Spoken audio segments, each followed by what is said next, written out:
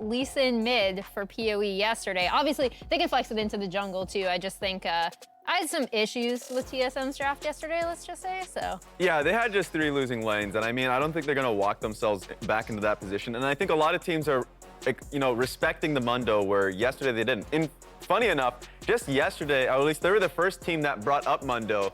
So I want to see what they end up doing today.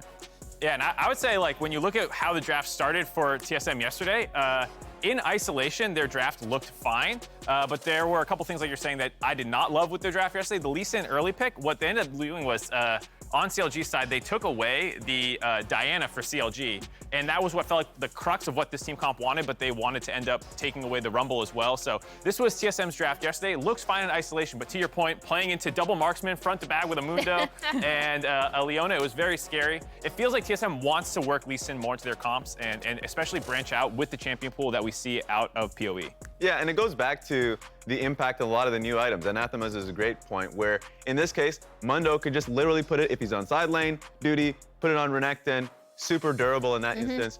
Or during team fights, put it on the Rumble, and then as he was doing, just building pure armor. So he was unkillable in that game, and that's been the trend for most Mundos. Oh, they got, it looks like, yeah, they got the Diana this time! No, okay. Yeah, so as big of a proponent of Rumble Jungle as I was, it's a little behind on this patch, let's just say. So Diana, I think, was definitely the pick they were going for yesterday. So I'm wondering if they're gonna flex that Lee Sin mid again for PoE. I still would like to see PoE just generally when I think of his playstyle. I think of it being more of a standard. Mid is the control point, I'm not leaving. This is my mid lane, and I feel like he could be a little bit more flexible with the Lee Sin in terms of going in for fights and also roaming. I expect this is going to be a Lee Sin mid lane. It has been a pretty damn good pick versus Akali, just because when Akali does go into Shroud, you at least do have some visibility against her, not only just his E, you get to see the outskirts of her in the shadow, and then, I mean, the follow-up on Q. All of these things make it very easy, so I want to see how they end up playing that into it, and also what the top lane pick is going to be for Huni. I think that's the really interesting part, is where the Akali is going to go, because if I'm not mistaken, neither AblazeOlive nor Licorice has played at this split. And so I wonder if TSM will just kind of send the Lee Sin wherever they think the Akali is going to end up.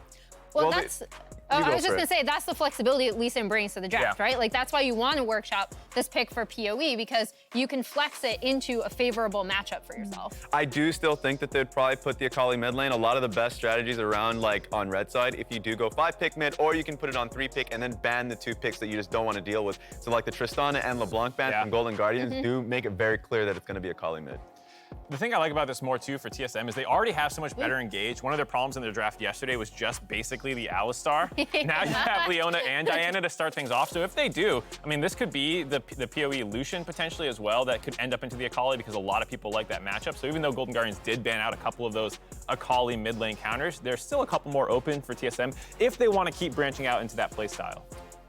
The ally that worked so well for SwordArt before, in moments of their game, now taking over on the opposite side. Yeah, and I mean, it was just a good ban from TSM taking away the Braum. The Alistar is a good response to Diana. If she's ever looking for an engage, immediately punch her out of a fight to start, so that could be your response. Another one could be looked at for, in general, when Leona wants to fight the way she does it, she's usually the more durable of the tank supports, but in this case, post 6, you know, you could always, if she does, E into a fight, Q her, headbutt her, you know, use your ultimate if you want to stick into a larger team fight. So I love Alistar as a response to Leona. And this is effectively their draft from yesterday. Like, this is basically the draft they wanted yesterday. Yeah, I think so. And so, like, it's good that I guess we get to see possibly the platonic ideal of that draft. It is unfortunate because I do think when you're so tunneled in on something like this, you do sometimes end up not being able to get what you want, like yesterday. I'm really curious to see how they played out today. And I like the Volibear top. We thought it was going to be jungle. I was assuming the whole time it was going to go jungle. The last pick of the Trundle, it means that that's going to be going to the top side into Renekton.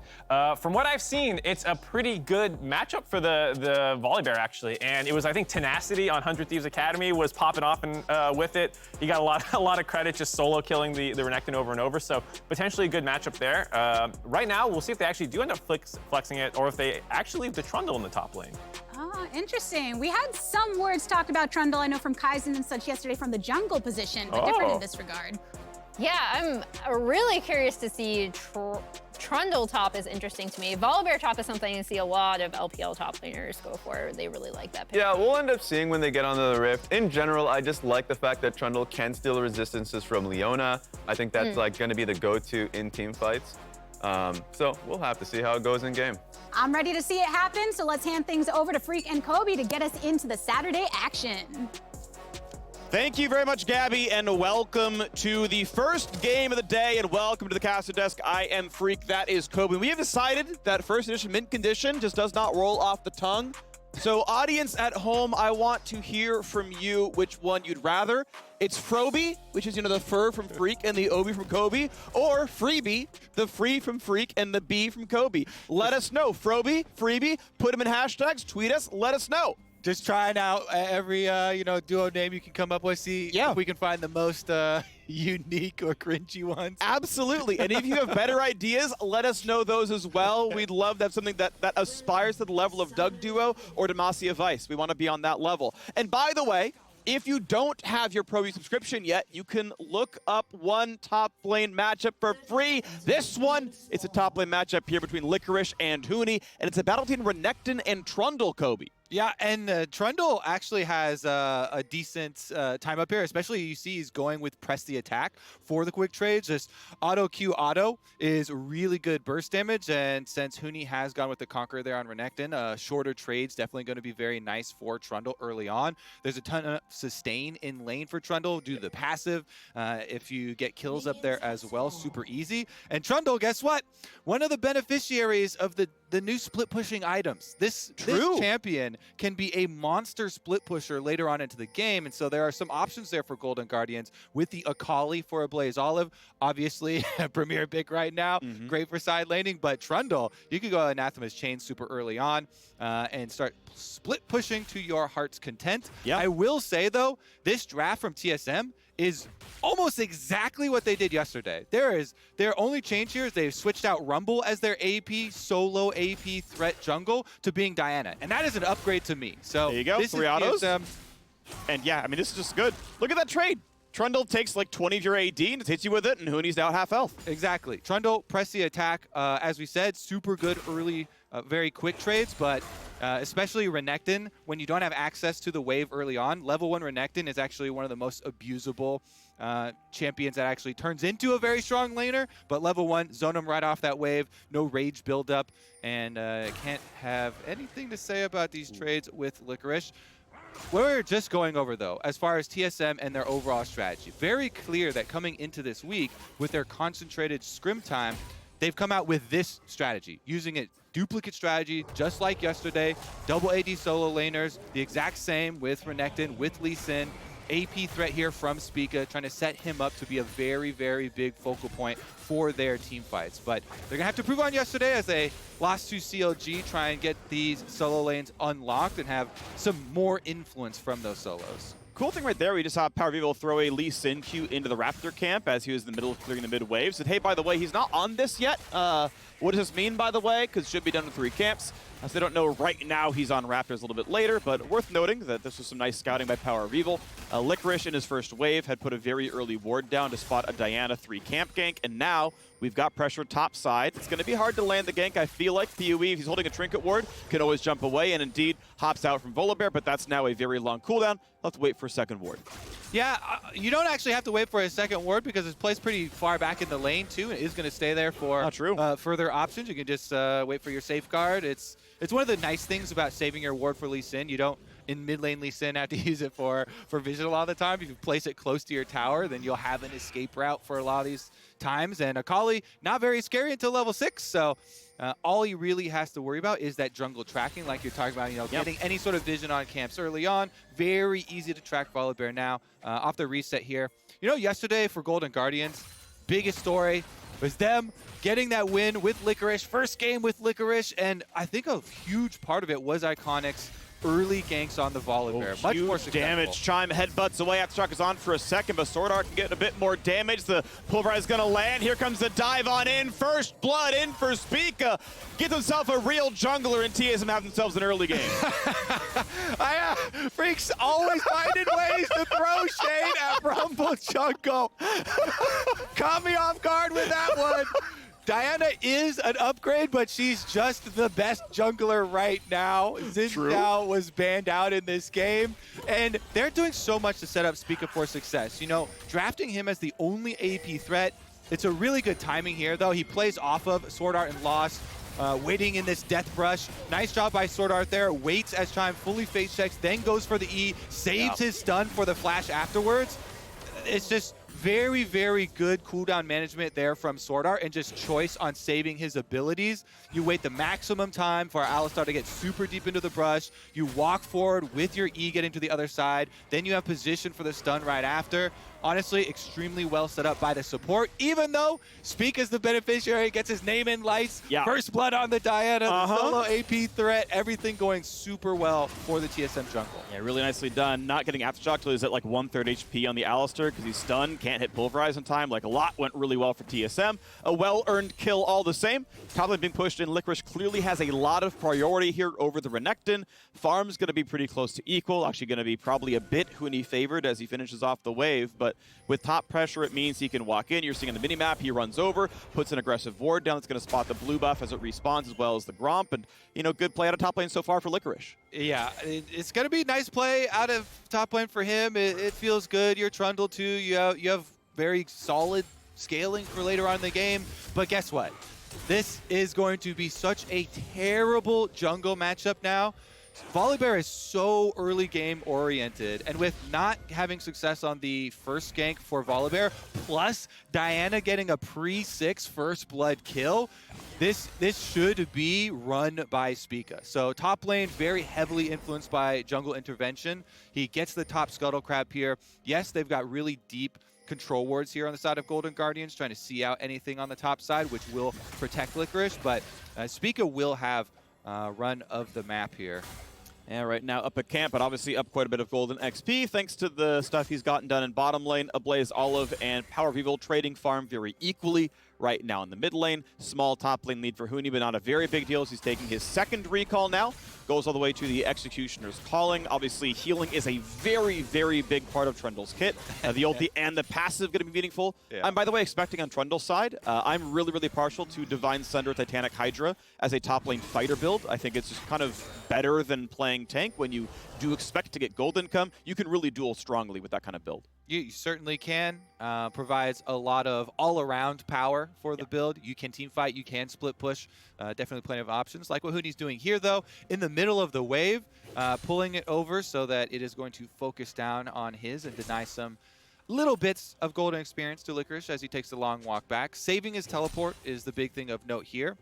Because we are almost 7.5 minutes, and so the Rift Herald will spawn soon, but Dragon available and possible, plays erupting here on the bottom side as Golden Guardians back off. They definitely give credence there to the possibility that Spica level 6 on Diana now, looking for some seconds.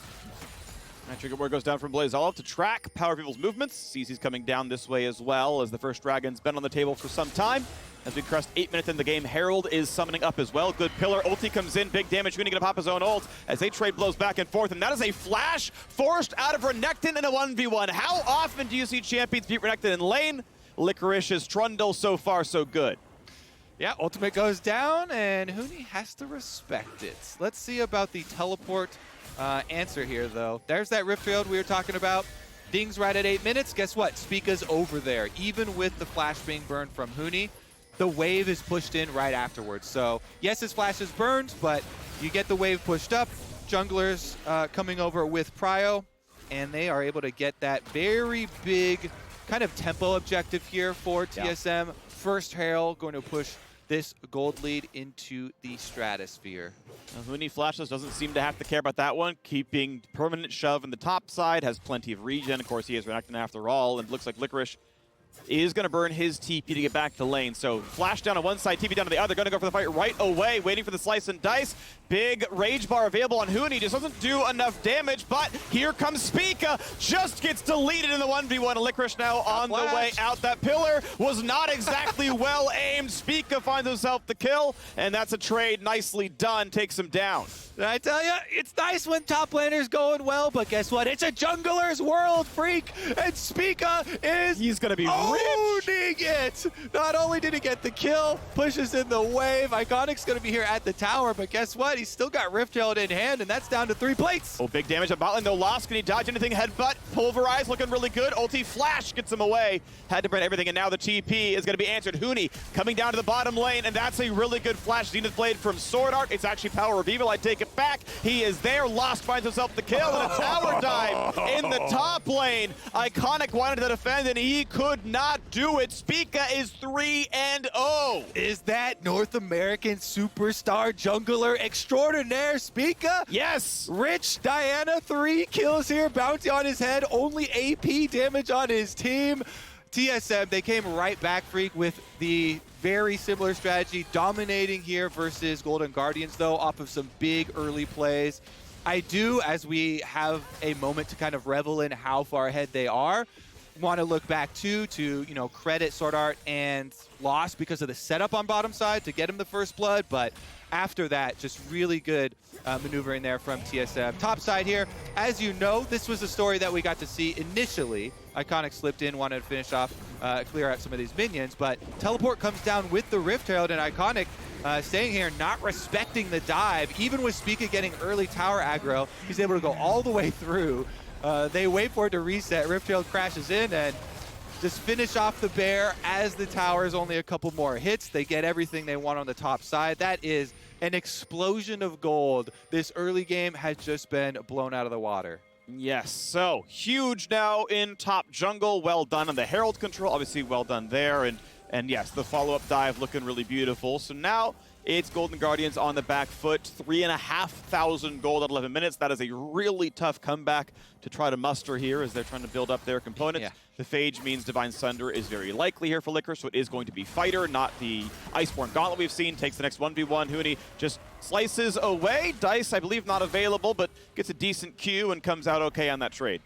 Feels like the golden age of Golden Guardians is going to be cut short real quick here. They came out of the gate with Licorice shining yesterday, win over 100 Thieves right at the top of the table, but Round 2. Let's see if they can make this complete onto Huni. There is no flash on him. Can't push the wave in. Pretty good sustain, though, and he's got a full rage bar as well. Yeah, okay, that's really good by Huni to keep the wave from being crashed. He can't be 1v2'd. Ult comes in, headbutt backwards, but to dodge the damage. Cleanse and a Alistar ulti, a kick, flash back in. Chime's gonna get his bell rung, and down he goes. And AblazeOlive now too late to the party, can't get much more done. 1v3 not gonna happen, just Shuriken flips away. Yep, not much you can do here. Really good rotation from PowerOfEvil through the jungle here off of Lee Sin, pushing.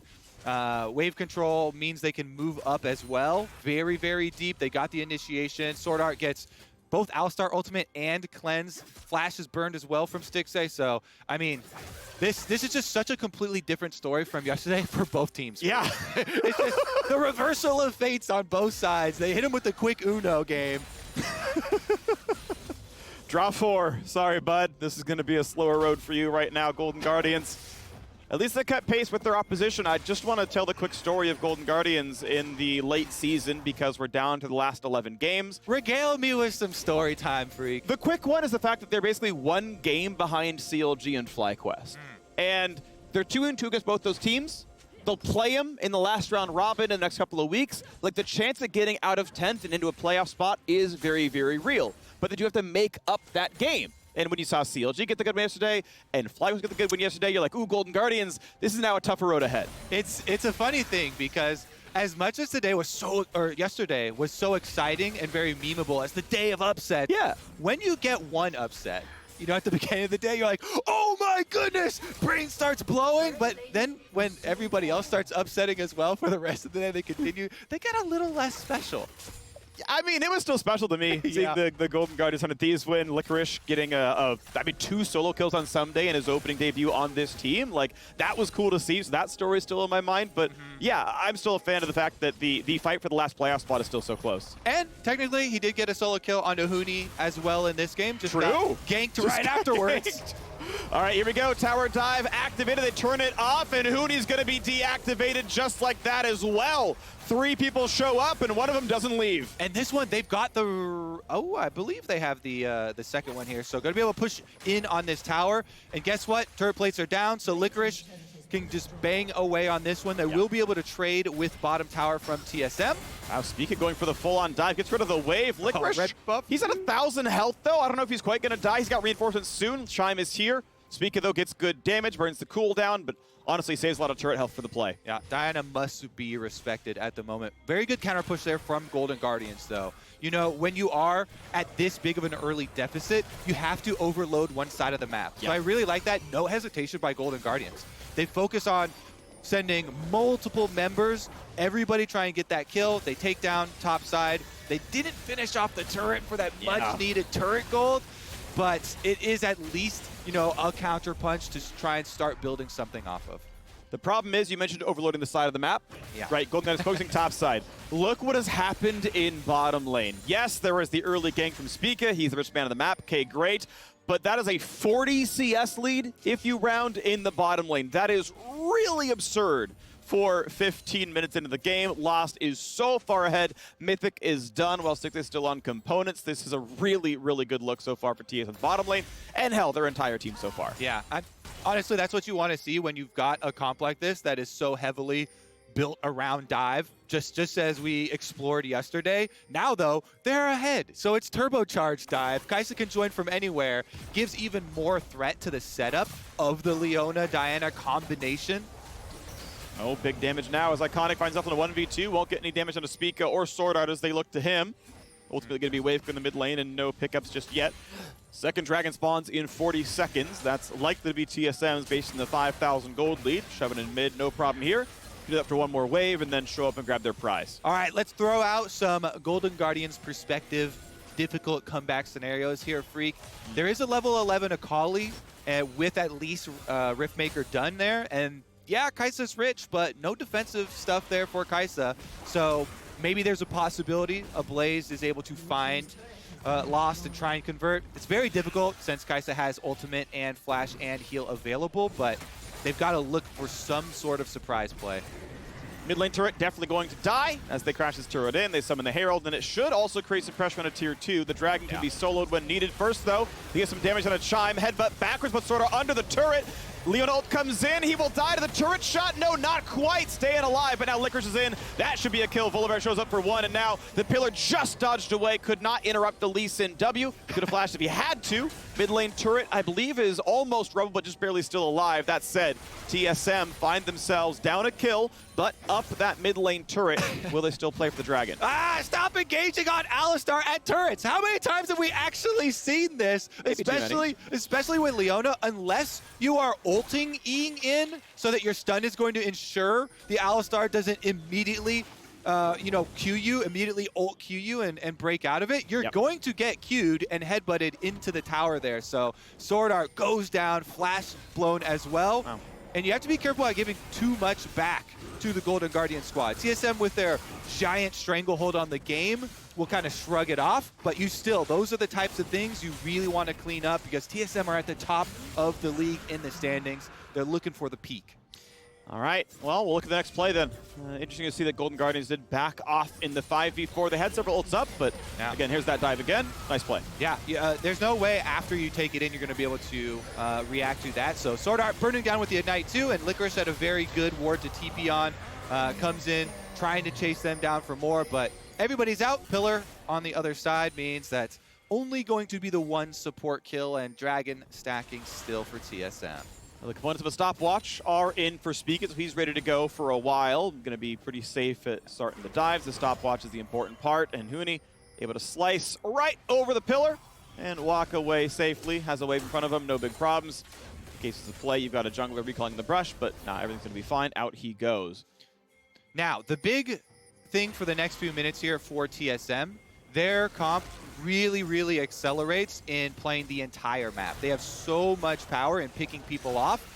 They can just play multiple lanes here, so I like how they've actually opted to send Lost since he's got safety on top side to push that out.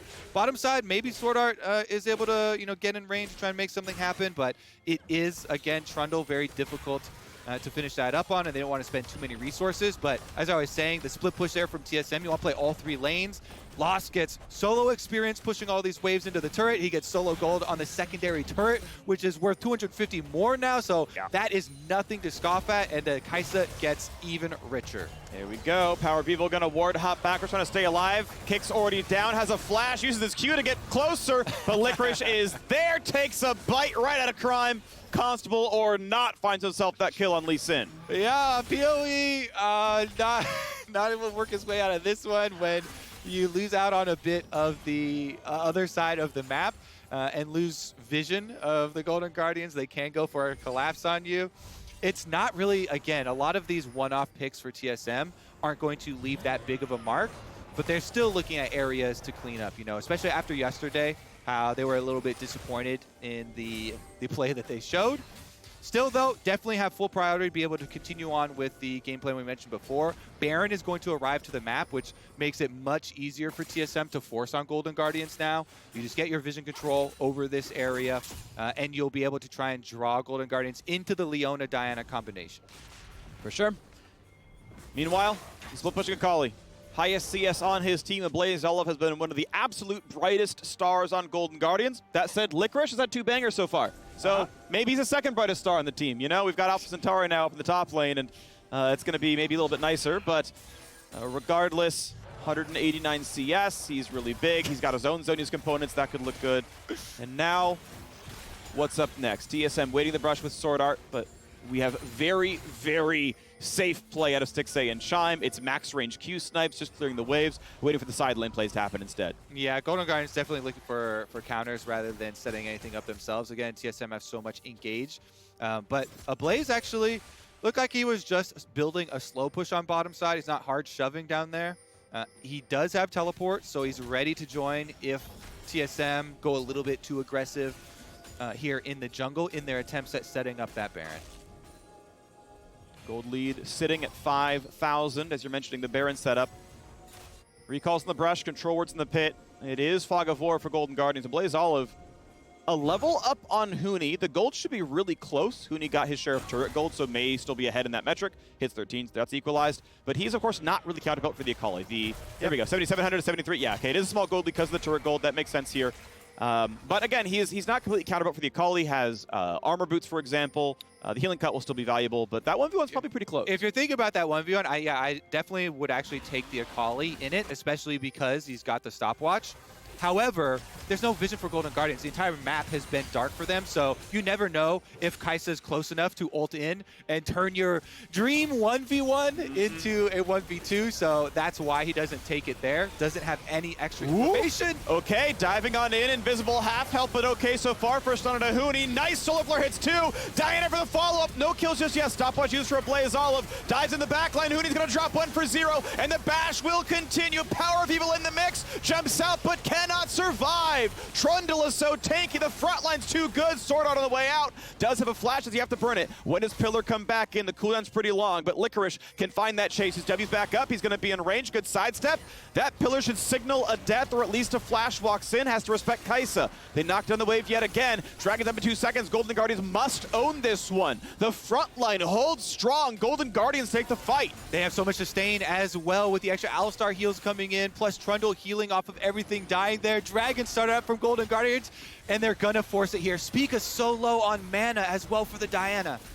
No, but you really want this fight. There's the easy take. Next Pillar's gonna be up in a second though, and they can look for something else, but not gonna find that target just yet. But yeah, okay, they're gonna turn back around. Recall's coming in because Huni has TP'd behind. Huni is there, they know it, but PoE is coming out of base. It is a 5-on-4, and SwordArt has to flash to stay alive. Barely gets out. Huni jumps the wall as well. And Lee Sin is here in 15 seconds. That's signaling the time for Golden Guardians to take their gold and get out. Take the dragon and leave. Just make sure there's no counter Baron. Massive difference in front lines there, Phreak. The Trundle Licorice here, solo front line into the back of TSM, tanking so much and still providing threat. Here's a look at the initiation. They do have teleport on PoE, which starts getting channeled. Tower's getting focused down, but Golden Guardians choose their moment, and AblazeOlive immediately R1 in, going with Shroud, and they get the full focus there onto Huni, kind of going front to back. Then he still has the Zonias, R2's out, and they take down front line first. Lost is trying to hit Licorice, but you see, there's so much defense here for the Golden Guardians. He's able to stay upright, even with the secondary engage there. And Akali, meanwhile, more easily navigates right back to the other side for the teams and is able to pick up the extra kills, allowing Golden Guardians another set of about a minute of breathing room here. You see them moving right in, control wards down, getting that vision behind Baron once again. It's worth noting, though, that despite the kills coming through for Golden Guardians, good as they are, hold on, we've got AblazeOlive and Huni in battle.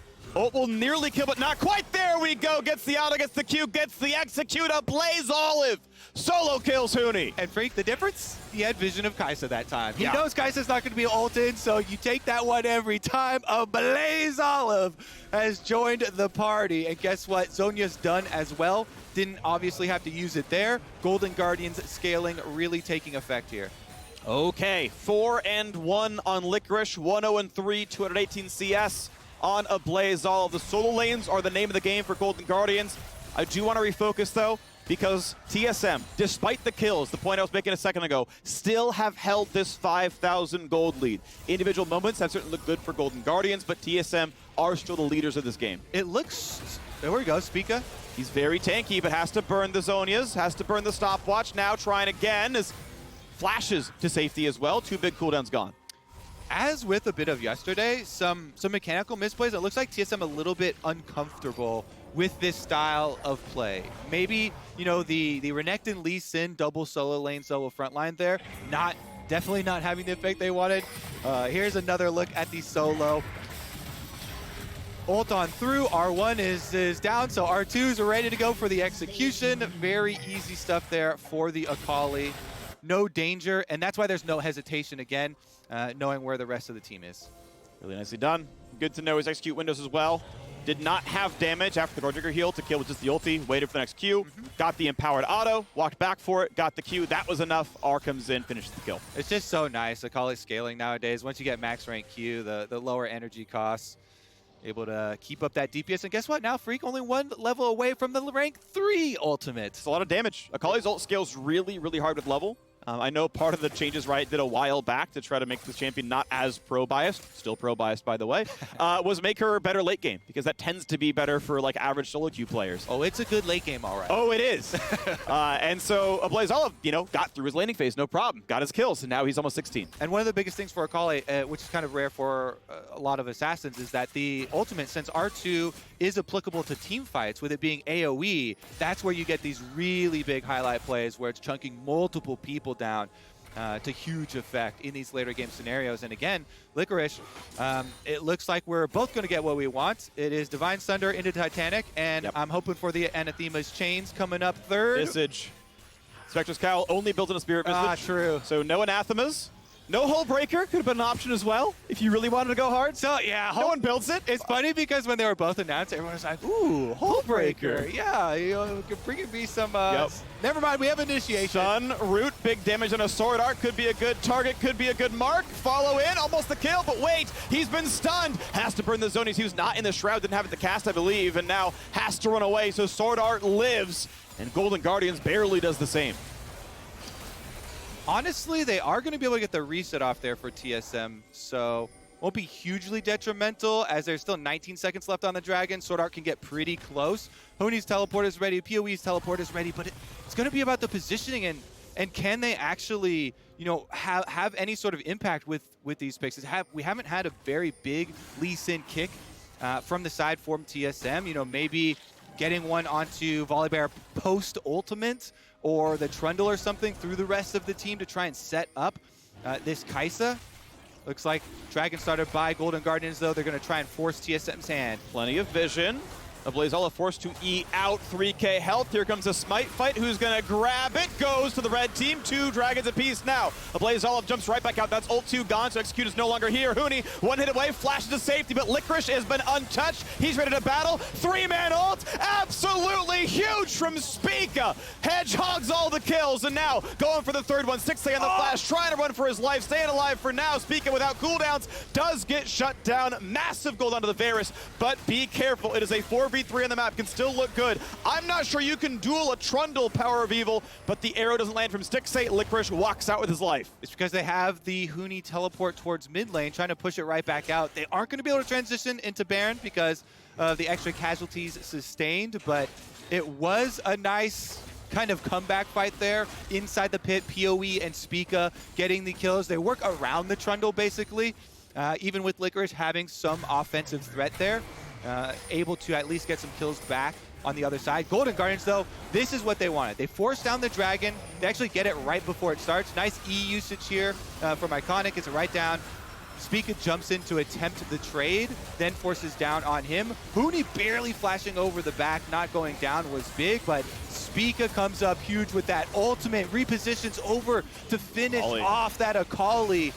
Biggest kill right there, and then trying to get, some extra damage on, Stixxay, and you can even see SwordArt with low health trying to come over with his range ultimate, but very, very good disengage there from the rest of Golden Guardians, so they don't sustain any more losses. That's a really good pillar. SwordArt can't get over it, but he's going to go up onto Iconic instead. Finds a stun and a 2. Big damage. Ult comes across from Diana. Time to disengage, but Licorice is unperturbed. Walks in and chomps down. Finds a 1 for 0. Iconic ready to keep going. PowerOfEvil doesn't have a good escape. Not quite going to find the follow. Plays all of ults, but can't find the target. And now the Lee Sin Q is going to land. Has to burn the Zhonya's Hourglass. Does he have the Shroud, though? Otherwise, he might just be dead. Flashes, Shroud, tries to stay alive. Lee Sin Q not going to go for the follow. Second kill has come in, though, as Huni has dropped. TB comes back in for Licorice, and Baron is right on the menu. It's huge for the Golden Guardians! Yeah! The Golden Age continuing here on the Baron. TSM poking around. Spica been chunked out to 50% health. He does have flash, but no smite. Big damage and a Chime. He punts Spica in.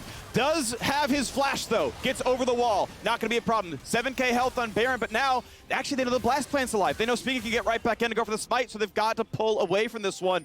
And huge heroic plays out of TSM. Find them a kill and stop the Baron. Wait, ult lands, decent damage. PoE gets out. Oh, it's a fun one. It's a fun one. It's a fun one. We're going to keep on rolling, baby. Baron started up once again.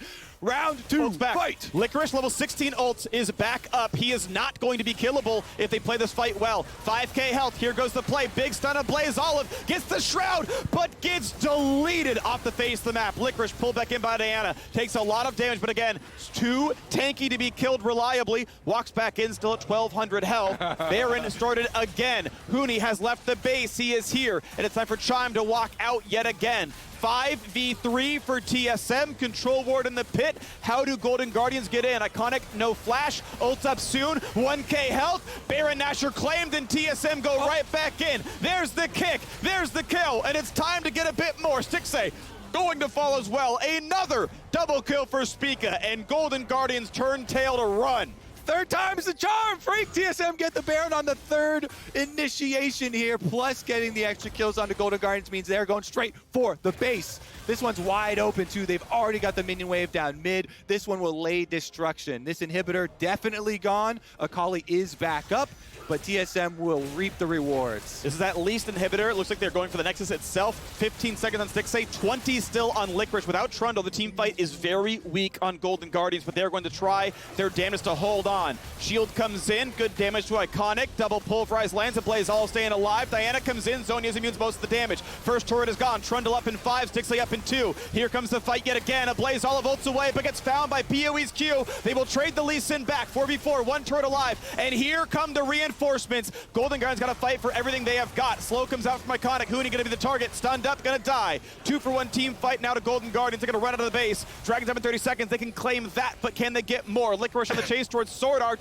No escapes for Leona. That should mean a kill if he can find it. And what else then will happen as final recalls come in? Chime's gonna buy some more components. And ooh, looks like he gave him the slip. He hex flashed over the back pillar? of Krugs. No, did not get the pillar, so lives. 2-for-1 team fight, but it meant a Nexus turret went the way of TSM. Can Dragon happen? I feel like Golden Guardians need it. Yeah, it can definitely happen. Easy reset for them. Spica is right back out on the map. TSM going to come and try and contest, but Golden Guardians with the early positioning here, and they do have Varus ultimate available here for Stixxay, so you can easily just burn it down. Honestly, just from the mini-map, really nice stuff there from SwordArt, slipping into the brush, using the Hex Flash over the back of the Krugs, escaping with his life, and allowing TSM to push straight back with the Baron buff up mid lane again. Mid lane is still the target, though. Baron buff on enough members to buff the wave, and you're back to a 5-on-5. Look at the gold.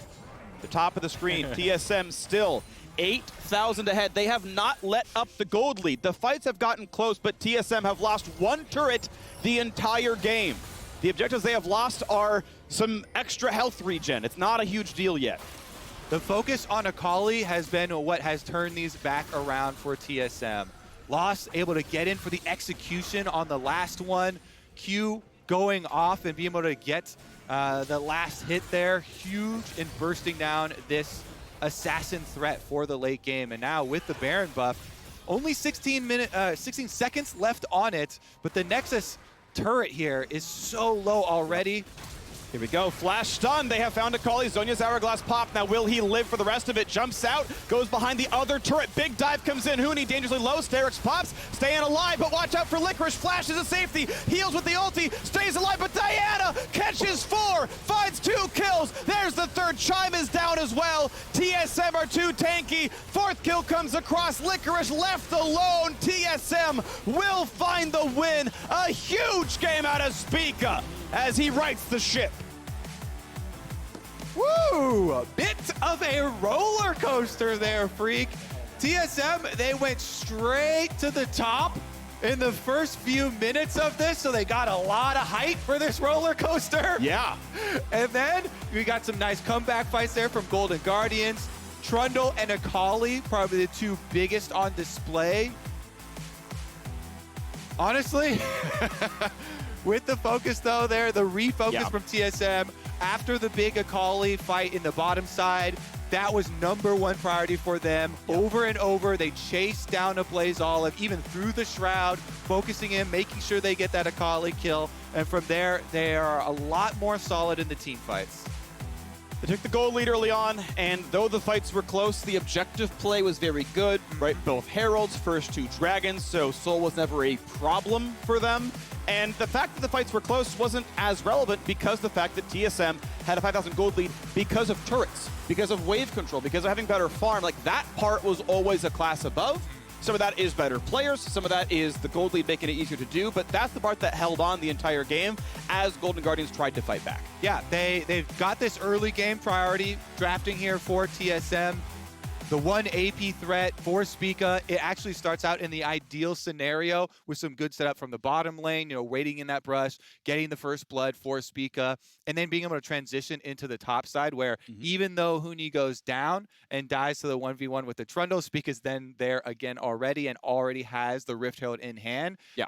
That one just blowing open the game so quickly and allowing TSM this much priority. All right, a fun game. Some notes for both teams for sure. Not the perfect game on either side. But after the break, Golden Guardians head coach Gennaro joins the desk to talk about the progress of the team. And as we go, here's a sneak peek at tomorrow's edition of Next Level.